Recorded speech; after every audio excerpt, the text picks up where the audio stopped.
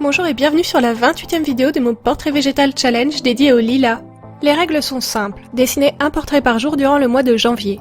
Que le portrait soit d'une femme, d'un homme, d'une fée ou de toute autre créature légendaire, il doit toujours être accompagné ou inspiré par la plante du jour. Et pour ne rien gâcher, j'ai décidé de vous faire partager ma progression de cette liste en publiant une vidéo par jour. J'espère réussir à aller au bout de ce défi. N'hésitez pas à y participer en même temps que moi ou à me soutenir en regardant, likant, partageant et commentant mes vidéos durant ce terrible marathon.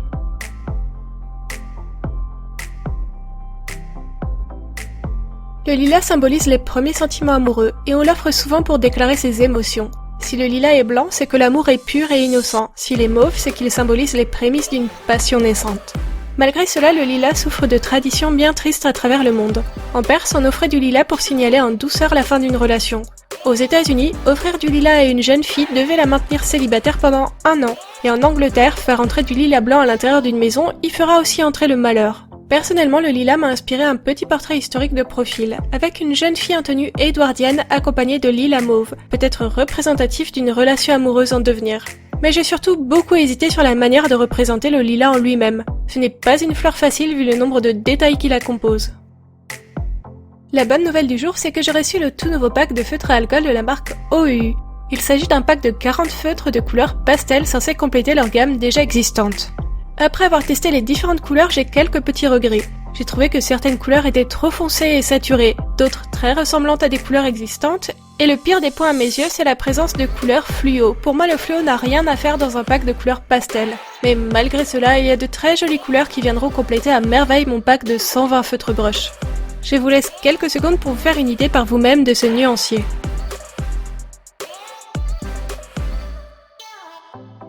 J'ai voulu jouer le total look pastel sur mon illustration. Pour ça, j'ai décidé de ne pas ancrer en noir mon dessin. Pourtant, je trouve que les feutres à alcool se marient très bien à de gros ancrages épais. Mais je suis ravie de tester quelque chose que je n'ai encore jamais fait. J'ai donc commencé par mes couleurs avant de me pencher sur un éventuel ancrage. J'ai accordé une attention toute particulière à la mise en couleur. Je voulais que tout soit propre et précis et que le rendu soit compréhensible et lisible sans ancrage. Ça n'a pas été une tâche facile vu que les feutres à alcool bavent rapidement lorsque l'on multiplie les couches. Mais je dois dire que la qualité de l'encre et des pointes des OU m'a permis d'atteindre un résultat très proche de ce que j'espérais. Contrairement à ce qu'on aurait pu penser, il y a plus de tons moyens que de tons clairs dans ce pack. Mais pour mon illustration du jour, ça m'arrange parce que, vu que j'ai décidé de n'utiliser que ces 40 feutres, ça m'a permis d'ajouter du contraste et des ombrages. Lorsque l'on met en couleur un dessin, il est important d'utiliser des tons clairs, moyens et foncés pour donner du modelé et du contraste. Si l'on ne dispose que de tons clairs, moyens ou foncés, on obtiendra un résultat très plat. Ça peut être un choix artistique, mais généralement ce n'est pas ce que je recherche.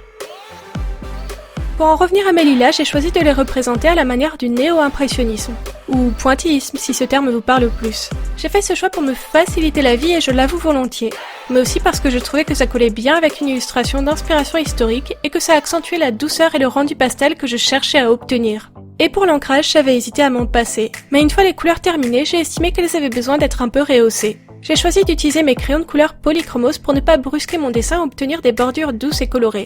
Honnêtement, je suis assez contente de l'effet final. C'est quelque chose que je n'avais pas encore essayé avec les feutres à alcool et c'est plutôt intéressant. Ça apporte un peu de douceur et de délicatesse à ce médium, ce qui lui va plutôt bien. Après, je sais que les crayons de couleur sont très souvent utilisés en complément des feutres à alcool. Ils peuvent servir à ajouter du détail et de la profondeur au rendu très lisse des feutres. Il faudra que je teste ça un jour. Il y a toujours quelque chose de nouveau à tester, c'est plutôt rassurant. Merci d'avoir regardé cette vidéo jusqu'au bout. J'attends vos commentaires et abonnez-vous, likez, partagez, parlez-en à vos amis et participez avec moi au portrait végétal challenge si vous êtes un dessineux dans l'âme. Et n'oubliez pas d'ajouter le hashtag dédié sur Instagram pour que je voie vos dessins. À demain!